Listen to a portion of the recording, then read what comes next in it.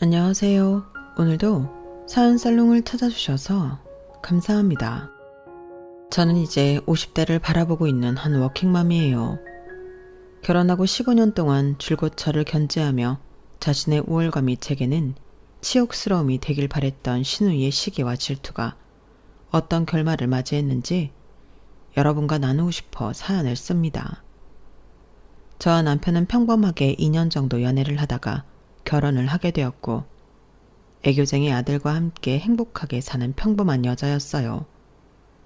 시부모님과도 원만하게 잘 지내고 직장에서도 능력을 인정받으며 크게 부족한 것 없이 지내고 있었죠. 하지만 언제나 유일하게 하나, 신우이가 저를 잡아먹지 못해 안달이었어요. 신우이가 그러는 이유를 묻는다면 솔직히 저도 잘 모르겠어요. 아무리 생각해도 저는 신우이에게 크게 잘못한 일도 없고 나쁜 짓을 만들어 사이를 악화시킬 이유는 더욱이 없었죠.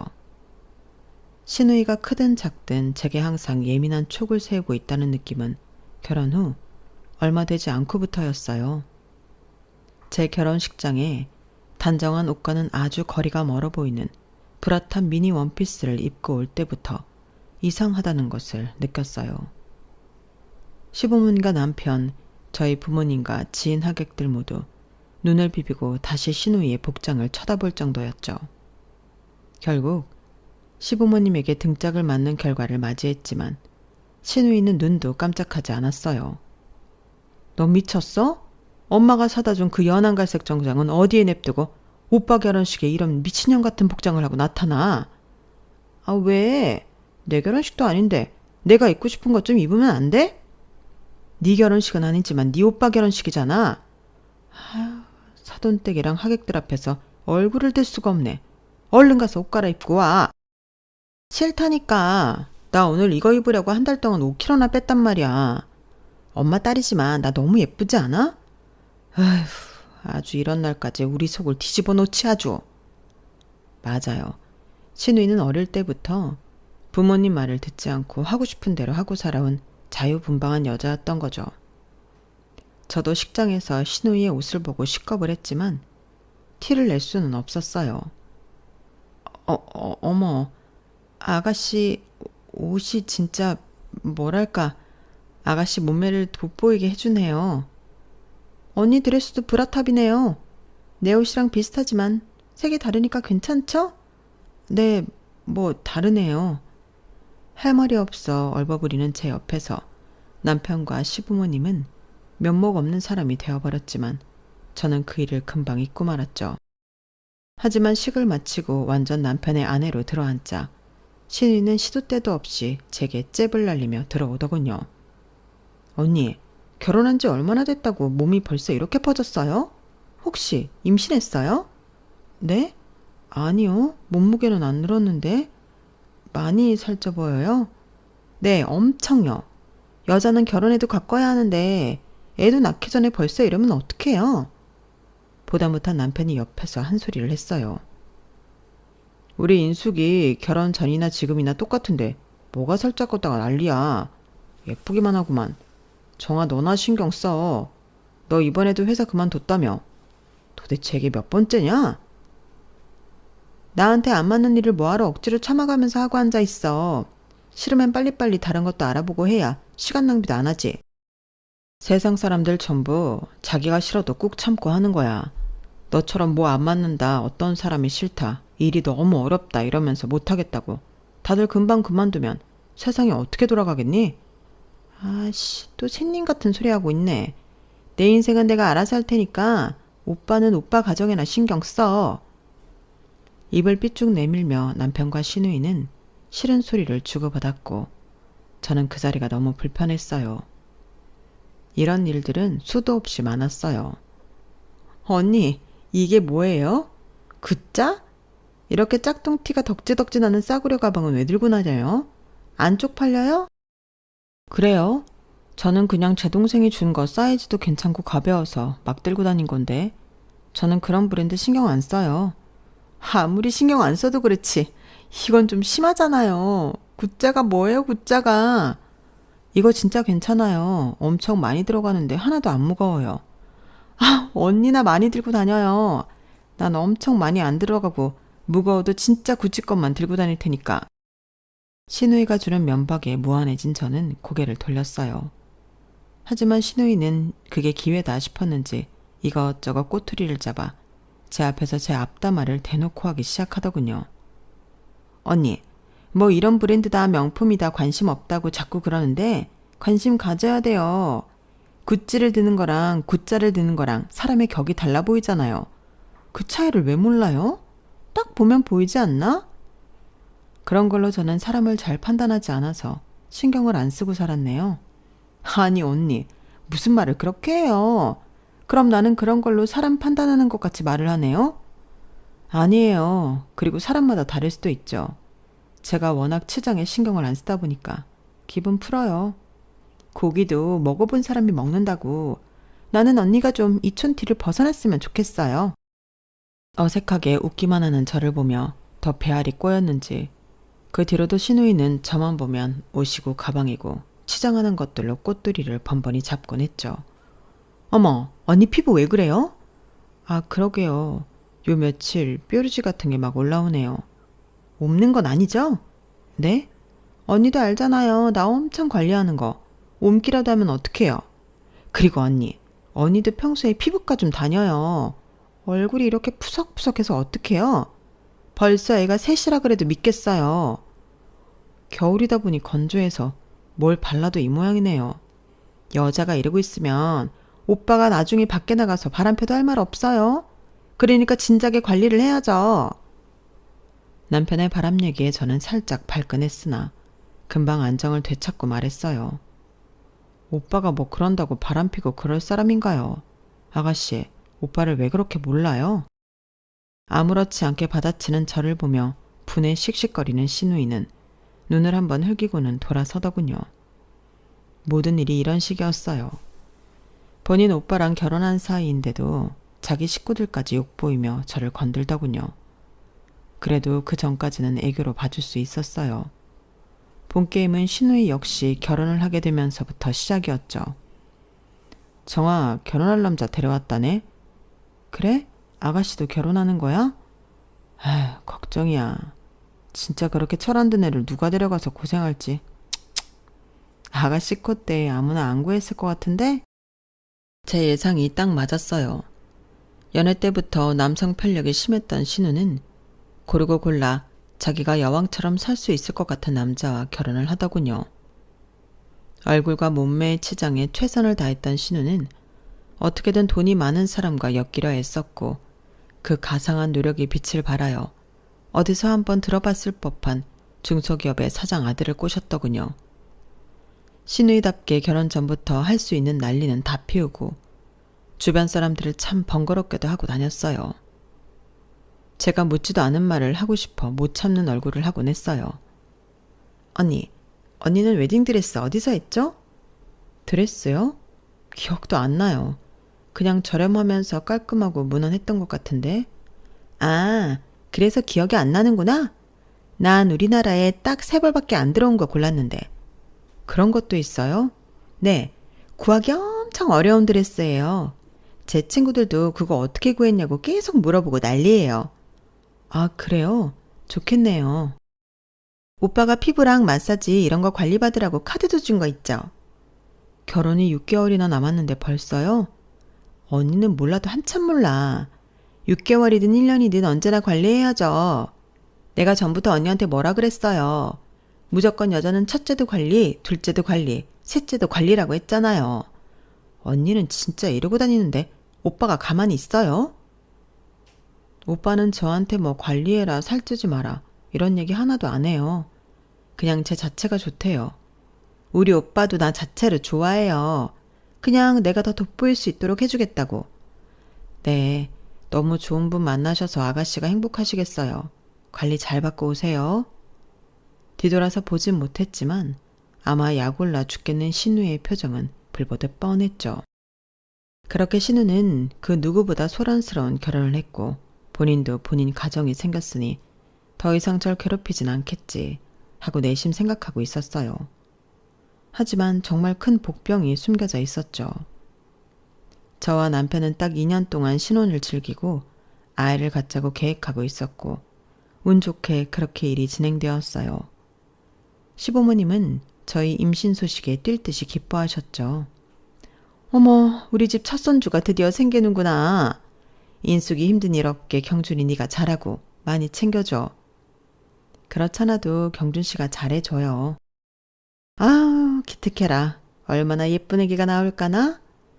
저는 대학 졸업 후 한 분야에서 계속 일해왔고 스카우트까지 받으며 회사에 러브콜을 받고 있는 상태였어요. 그래서 회사에서는 제가 출산 후에도 꼭 다시 복귀해 주었으면 좋겠다는 의사를 표시해 주었고 그 덕분에 눈치 보지 않고 저는 임신 초기부터 편하게 휴직을 할 수 있었죠. 제 임신 소식에 신우는 축하는커녕 아니 꼬운 말투로 제게 그러더군요. 이제 진짜 아줌마 세계로 가는 거예요? 아, 슬퍼. 정말 애엄마라니. 아가씨는 아기 안 낳을 거예요? 아가씨도 애 낳으면 애 엄마 세계로 가는 건데 뭘 그래요. 그리고 저는 뭐 별로 그런 것 때문에 슬프거나 하지 않아요. 어차피 사람 다 늙어가는 건데 그 과정 중에 하나인 거죠. 애 낳고 몸매도 망가지고 내가 먹고 싶은 거 사고 싶은 거 하고 싶은 거 다 양보해가며 어떻게 사냐고 아가씨가 물었지만 전 좋아요. 난 그렇게 못 살아요. 애 안 낳을 거예요. 아가씨, 서방님 댁에서도 그렇게 하라고 그러셨어요? 서방님 외아들이라 손주 많이 보고 싶어 하실 텐데. 그건 그쪽 사정이죠 뭐. 에이, 그래도 서방님이랑 결혼했는데 그쪽 사정이라고 하는 건 아니죠. 가족인데. 더 듣기도 싫은지 획 하고 나가버린 신우이였어요. 하지만 그로부터 2달 뒤 웃긴 소식을 전해 들었어요. 바로 신우이의 임신 소식이었죠. 저는 남편 앞에서 코미디가 따로 없다며 박장대소를 하고 웃었죠. 지난번에 나 이제 엄마 돼서 불쌍하다고 그랬던 아가씨가 준비를 안 하고 임신을 한 거야? 아니면 내가 임신하니까 따라서 한 거야? 설마 임신을 따라 했겠어? 하긴 자기는 죽어도 애 안 낳을 거라고 그랬었는데 웃기네 상황이. 그렇잖아도 멀쩡히 잘 크고 있는 애 지우고 싶네 어쩌나 하면서 어머니랑 아버지 심장 떨어뜨리는 발언에서 한번 난리 났었어. 진짜? 아, 아가씨도 진짜 참. 걔는 도대체 생각이 어떻게 박힌 애인지 모르겠어. 결혼도 했고 남편이 자가하고 싶다는 거 다 해줘. 이제 아기 낳고 본인 울타리 쌓아가면 되는데 뭔 생각으로 저러는지 참. 내 동생이지만 한심해. 그래서 그냥 낳는 거지? 나쁜 생각 안 하고. 저쪽 식구들까지 임신을 알았으니 더 이상 빼박이지. 무조건 낳아야지. 역시나 신우는 울상인 얼굴을 감추지 못하고 결국 출산을 하기로 했다더군요. 그 다음에 제가 아들 인우를 먼저 낳았고 신우는 6개월 뒤 역시 아들을 낳았어요.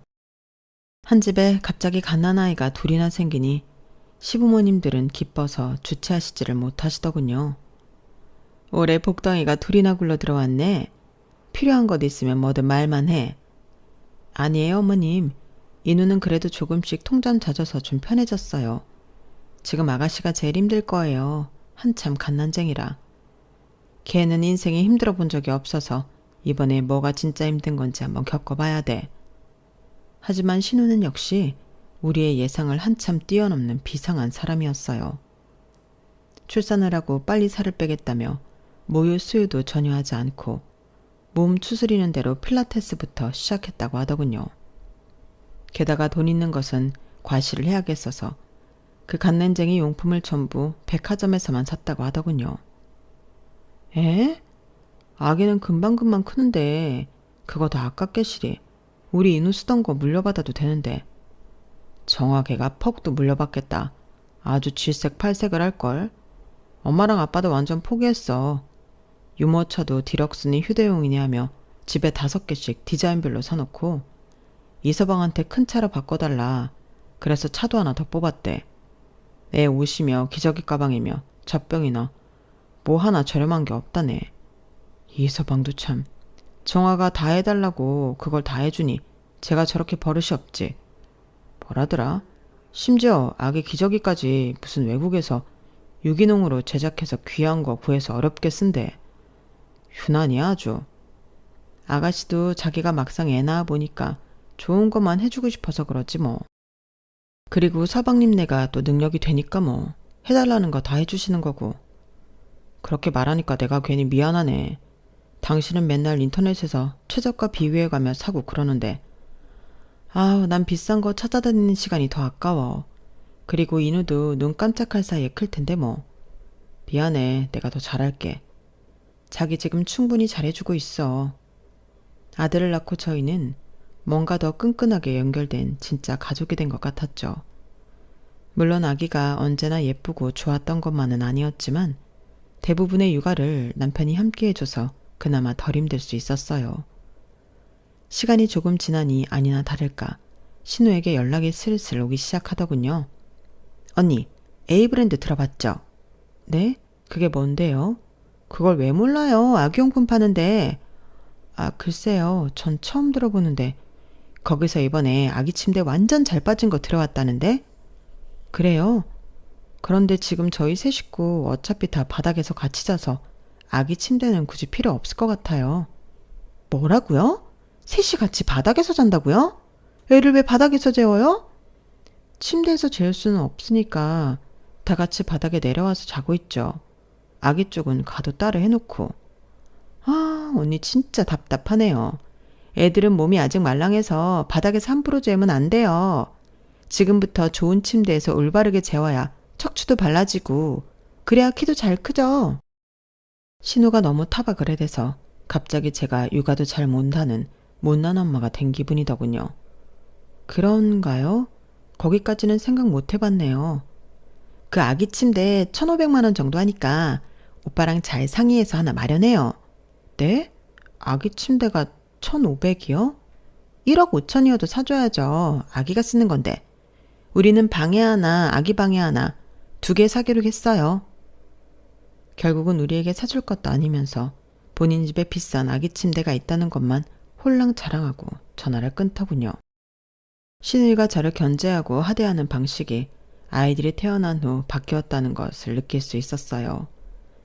그 전까지만 해도 제게만 주던 모욕감을 제 아들에게까지 적용시키며 죄책감을 유발하려는 듯 했죠. 전화를 끊고 처음으로 신우이의 그런 공격이 언짢아진 저는 다음번에 또 비슷한 일이 있으면 말을 해야겠다 싶었어요. 하지만 그런 일은 얼마 지나지 않아 또 일어나고야 말았죠. 간만에 시댁에서 온 식구가 모여서 저녁을 먹기로 한 날이었죠. 아이가 둘 생겼을 뿐인데 집은 전보다 훨씬 생기가 돌더군요. 아버님과 어머님은 식사도 잊으시고 제 아들 인우와 신우의 아들 민규를 안고 예뻐하시느라 정신이 팔려 계셨죠. 어머님 아버님 식사하세요. 제가 볼게요. 아니다. 먼저 먹어. 우리는 얘네 보기만 해도 배부르다. 우리 걱정 말고 니네 편하게 먹어. 감사합니다. 어머님 아버님. 시부모님의 배려 덕분에 저와 남편 신우와 서방님은 한자리에 앉아 맛있게 식사를 할 수 있었어요. 맞다 자기야. 내일 그 아기 장난감 중고거래에 가지러 가기로 했어. 그래? 내가 차 갖고 얼른 가서 가져올게. 그래 줄래? 고마워. 저희 부부의 대화를 들은 신우는 호들갑을 떨며 말하더군요. 설마 인우 거 중고거래했다는 말 아니죠? 맞아요. 인우 장난감. 어머, 언니는 오빠는 미쳤어요? 어떻게 장난감을 중고거래로 사요? 저를 바라보는 신우이의 눈빛에는 경멸이 섞여 있더군요. 네? 저희 아기용품 중고거래로 많이 샀었는데 깨끗하게 쓰기도 했고 가져와서 저희가 한 번씩 더 소독도 해요. 아무리 그래도 그렇지 애가 물고 빨고 하는 건데 어떤 더러운 엄마가 쓴 건지도 모르는 걸 어떻게 쓴단 말이에요? 정정아, 다들 육아하는 방법이 다른 거야. 뭘 그렇게까지 심하게 얘기해? 언니만 이상한 줄 알았는데 오빠까지 완전 미쳤네. 오빠, 내가 이상한 거야? 내 물건도 아니고 아기 건데 중고거래라니. 인우가 너무 불쌍해. 서방님에게 동의를 구하며 신우는 제 아들을 아주 불쌍한 애로 만들고 있더군요. 서방님은 옆에서 아무 말도 못하고 저희 눈치만 보고 있고요. 아가씨, 불쌍하다뇨. 뭐가 불쌍해요? 인우가 불쌍하다고요. 평생 돈 쓸 줄도 모르고 뭐 누릴 줄도 모르는 언니랑 오빠 같은 부모 만나서 저 어린 것이 벌써 중고 물건이나 갖다 쓰고. 정정아, 말 조심해. 남편은 신우에게 삿대질까지 해가면서 소리를 치더군요. 내가 뭐 틀린 얘기했어? 맞잖아. 그렇게 구질구질하게 살면서 무슨 애를 키운다고? 아가씨, 보통의 엄마들은 자기 아기들이 쓰는 거라고 생각하면 몇 번이고 씻고 몇 번이고 빨고 닦아가면서 깨끗하게 사용해요. 저 역시 그렇게 하고 있고요. 그래서 중고여도 어른이 쓴 것처럼 오염되어 있을 거라고 생각하지 않아요. 그리고 아까도 말했듯이 집에 가져와서 제가 다시 한번 또 깨끗하게 세척하기도 하고요. 아기들은 가지고 놀아봐야 길면 3달인데 매번 그걸 사줄 수도 없고 그렇게 해줘서도 안 된다고 생각해요. 저희가 인우를 사랑하는 마음은 그 어디에 비교해도 작지 않아요. 그러니까 인우가 새 물건을 쓰지 못해 불쌍하다거나 그런 식으로 말하지 않았으면 좋겠어요. 그리고 아가씨 조카예요. 남 아니잖아요. 여태껏 보지 못했던 차분하면서도 힘이 실린 제 목소리에 신우와 다른 가족들은 움찔하는 것 같았어요. 저는 다시 한번 신우에게 말했어요. 저를 내리까는 건 얼마든지 괜찮아요. 그런데 우리 인우까지 그러지는 마세요. 저도 다 알아요. 아가씨 그러는 거 다 본인 자격지심 때문이잖아요. 뭐라고요? 자격지심이요?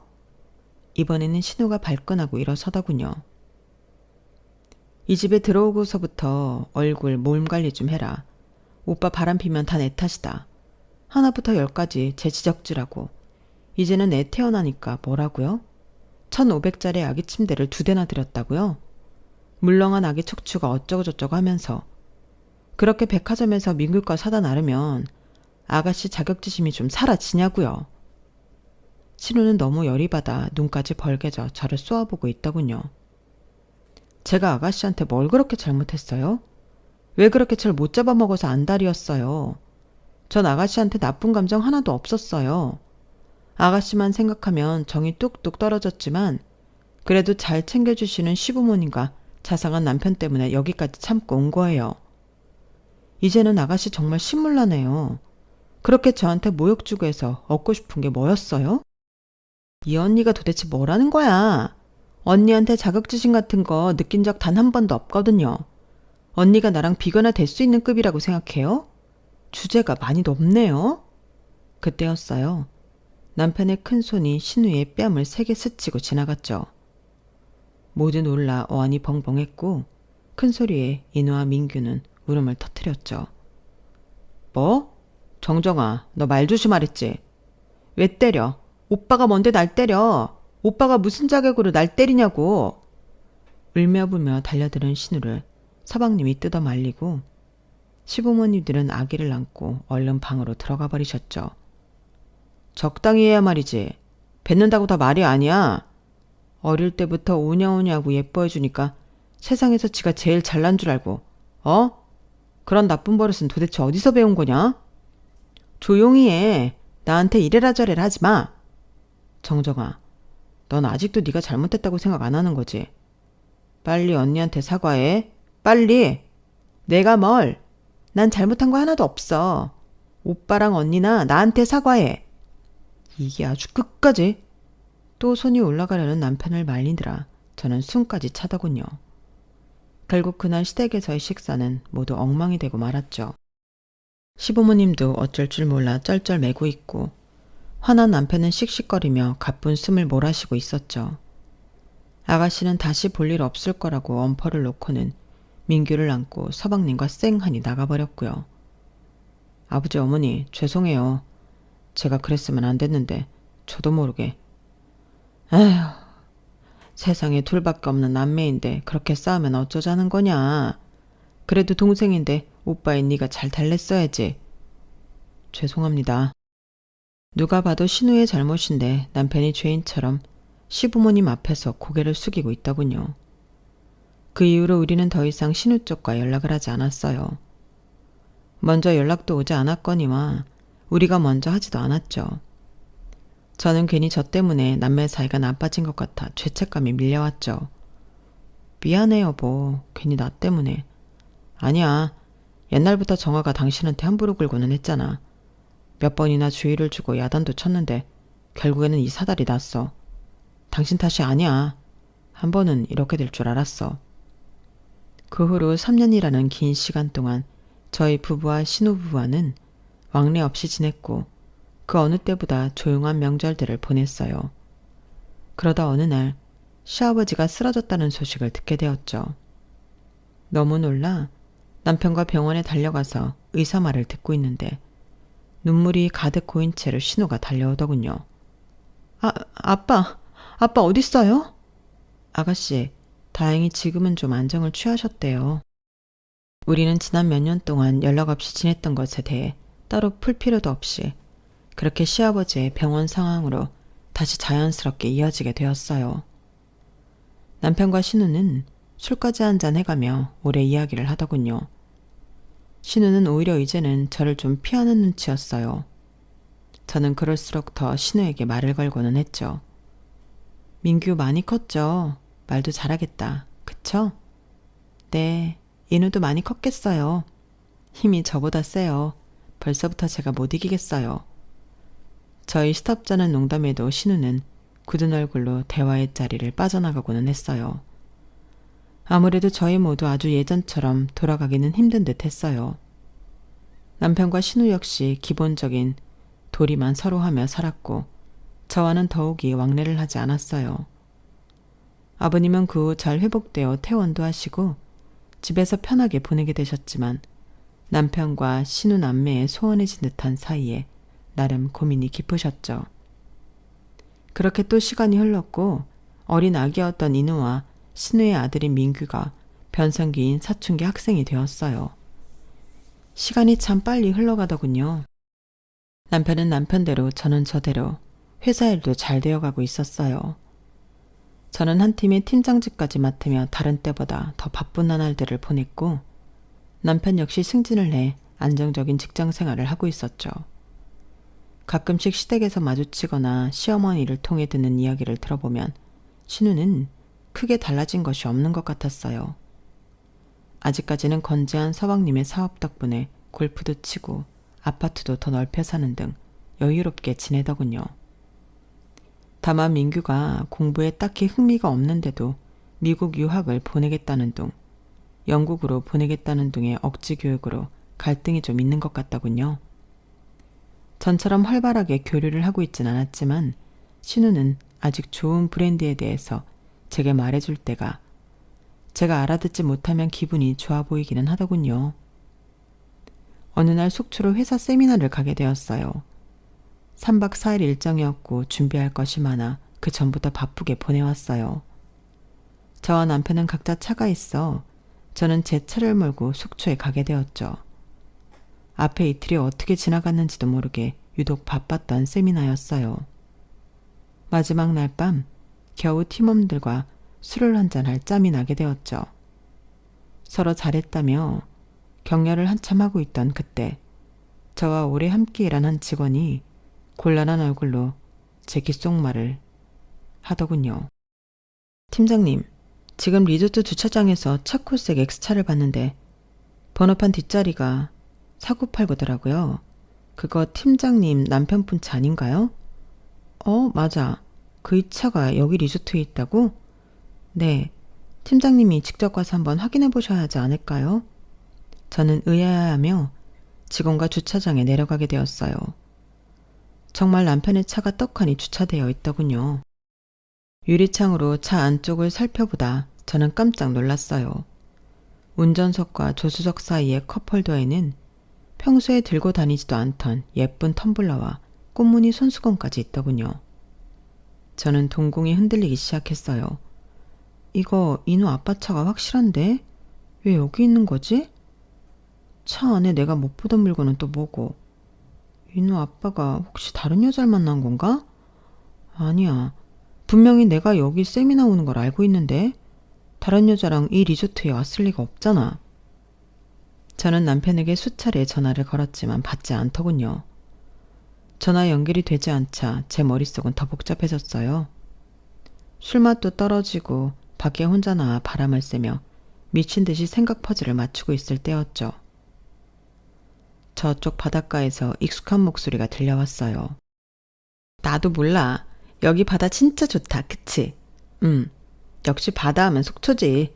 누나랑 오니까 더 좋네. 나 남편한테 여기 오려고 거짓말 하느라 힘들었어. 자기, 나 오늘 밤에 진짜 나 잘 모셔야 돼? 아유, 여부가 있겠습니까? 걱정 붙들어 매세요. 이런 대화가 오가고 한 쌍의 남녀가 격렬하게 입맞춤을 하더군요. 그러다 저는 발견하고 말았어요. 그 익숙한 목소리와 실루엣의 주인공이 바로 신우라는 것을요. 저는 입을 틀어막으며 소리가 새나가지 않게 조심했어요. 자기야, 나 진짜 그냥 확 이혼하고 자기랑 살까? 에이, 누나. 그래도 아직은 좀 몸살려야죠. 재산 문제도 있다면서요. 맞아. 그 인간 재산만 아니었으면 벌써 그냥 버리고도 남았을 텐데. 이렇게 매력적인 와이프를 두고 무슨 일이 중요하다고 우리 누나를 외롭게 했을까? 그러니까 말이야. 하긴 그래서 자기를 이렇게 만나긴 했지만 말이야. 다시 한번 진한 입맞춤을 나눈 커플은 편의점으로 들어가 술로 보이는 것들을 사서 나오더니 리조트 엘리베이터 버튼을 누르고 기다리더군요. 아가씨가 도대체 왜? 저는 아무리 생각해도 신우가 왜 그곳에 있는지 또 다른 남자랑 함께 방으로 올라가는지 이해할 수가 없더군요. 그때였어요. 여보, 전화했었어? 미안. 나 간만에 반신욕 좀 한다고 있었는데 벌써 2시간이나 흘렀네? 집이지? 그럼 집이지. 당신 내일 오잖아. 내가 맛있는 거 해놓고 기다릴게. 그런데 당신 차 어딨어? 주차장에 세워놨어? 내 차?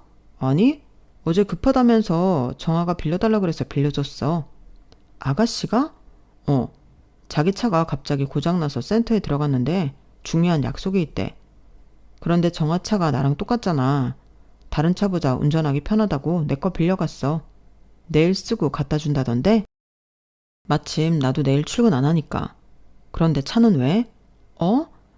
아니, 그냥. 나 이제 들어가야겠다. 바닷바람이 춥네. 다음번에 같이 오자, 여보. 내일 조심해서 올라와. 저는 남편과 전화를 끊고 전후 상황을 알게 되었어요. 신우는 남편과 똑같은 차종을 몰고 다녔었는데 카센터에 맡겨야 되자 평소 본인 차와 똑같아서 운전하기 편했던 제 남편 차를 빌렸던 거죠. 리조트 주차장에 있었던 것은 제 남편 차가 맞지만 실제로 운전하고 여기 속초까지 온 것은 신우와 내연남으로 보이는 둘이었던 거예요. 이제야 여자 물건으로 보이는 손수건과 텀블러가 왜 있었는지 이해가 되었어요. 하지만 더 큰 문제는 이제부터였어요. 모르면 몰랐겠지만 저는 너무 큰 비밀을 혼자 알아버렸기 때문이죠. 남편에게 먼저 말을 해야 하나 하다가도 신우에게 알리는 게 맞다는 생각이 들었죠. 또 한편으로는 한 집안이 깨질 수도 있다는 생각이 들자 겁도 났어요. 남편의 조카인 민규 생각에 눈물도 나더군요. 다음날 저는 서울에 올라왔고 고민이 더 깊어졌어요.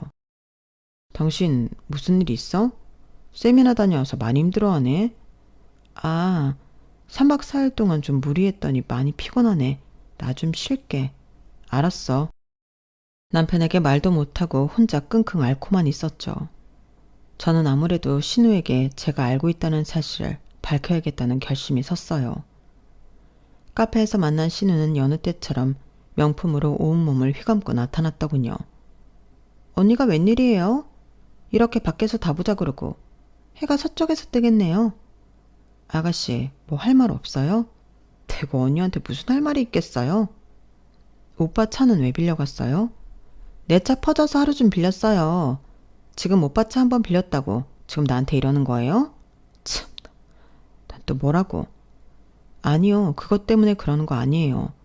그 차에 다른 남자를 태우고 속초 리조트에서 밤을 보내고 온 것 때문이죠. 순간 신우는 사색이 되며 말을 더듬더군요. 속초라뇨? 무슨 말이에요? 아가씨, 민규 생각해야죠. 어쩌려고 그래요? 네? 딱 보니까 아가씨한테 누나 하면서 애교 부리던데. 만나더라도 서방님과 정리를 하고 만나던죠. 이건 아니잖아요. 네? 제가 구체적으로 말을 하자 신우는 바로 의자에서 일어나 바닥에 무릎을 꿇고 제게 빌며 말했어요. 언니, 제발 비밀로 해주세요. 민규 아빠가 알면 끝장이에요. 네? 모른 척 해줘요, 제발. 저는 깊은 한숨을 내쉬었어요. 아가씨한테 협박하거나 그러려고 이런 얘기 꺼내는 거 아니에요. 나도 아무한테도 말 안 했어요. 아가씨가 정신 차리면 해서 이렇게 둘이 만나 얘기하는 거예요. 언니, 그동안 내가 못되게 군 거 미안해요. 맞아요. 언니한테 자격지심 느끼고 그래서 그랬던 거예요. 나는 공부도 잘 못했고 어디 한 곳에서 진득하게 일도 잘 못했는데 언닌 달랐어요. 뭘 꾸미지 않아도 뭔가 다른 느낌을 풍기고 결혼해서 애까지 낳았는데 직업적으로도 성공해서 다른 사람들한테 대단하고 칭찬도 받고 그랬잖아요. 중고 거래로 이는 물건 사면서도 하나도 쪽팔려 하지도 않고 제가 사고 입고 하고 다니는 것들 하나도 안 부러워하고 욕심도 안 내고 그런 모습이 너무 짜증났어요. 밖에 다른 사람들은 내가 돈 많은 남자랑 결혼했다고 다 누리면서 사는 거 부러워 죽겠다고 난린데 언니는 언제나 뭔가 평온했잖아요. 그래서 내 입장에서는 이상하게 망쳐놓고 싶은 거였어요. 그래서 인우가 불쌍하니 어쩌니 이상한 말도 하고. 진짜 미안해요, 언니. 언니, 내가 다 잘못했어요. 지난 일들 다 용서해줘요. 제발 민규 아빠한테 아무 말 하지 말아줘요. 두 손을 싹싹 빌며 부탁하는 신우를 일으켜 세웠어요. 저한테 그런 질투심 유발 안 해도 아가씨는 충분히 예쁘고 매력있고 복받은 사람이에요. 나도 항상 아가씨가 부러웠어요. 하지만 부러우면 뭐 어쩌겠어요. 그게 내 삶도 아닌데. 아가씨도 남한테 보여주고 보여지는 삶 말고 아가씨 스스로에게 충실한 삶을 살아요. 아가씨는 누구랑 비교할 수도 없이 참 소중한 사람이잖아요. 제 말에 눈물을 뚝뚝 쏟으며 신우는 끝까지 제게 용서를 빌었어요. 저는 신우에게 내연남과 정리하겠다는 약속을 받고 그 모든 비밀을 함구하기로 했죠. 하지만 그 미리 밝혀지는데 얼마 오래가지 못했어요. 신우는 내연남과의 관계를 정리하려 했지만 그 남자는 다른 목적이 있었더군요. 서방님이 부자라는 것을 알고 접근했기에 쉽게 신우에게서 떨어지려 하지 않았죠. 결국 그 남자는 서방님에게까지 찾아가 신우와의 관계에 대해 다 말했고 둘이 만났다는 증거 영상까지 보여주고야 말았던 거예요. 그 일로 서방님과 신우 사이는 완전히 망가지고 말았죠. 잘못했다며 울고불고 절실하게 매달리는 신우에게 정이 떨어진 서방님은 민규의 양육권까지 빼앗아 버렸고 신우는 그렇게 버림받았어요. 유책 배우자로 위자료 역시 한 푼 받지 못했고요. 잘못이 크지만 당신 딸이 무너져가는 모습을 보고만 있을 수 없었던 시부모님은 신우에게 친정에 들어올 것을 권유했으나 면목이 없다며 그것 또한 거절하더군요. 저와 남편 역시 걱정이 이만저만이 아니었죠.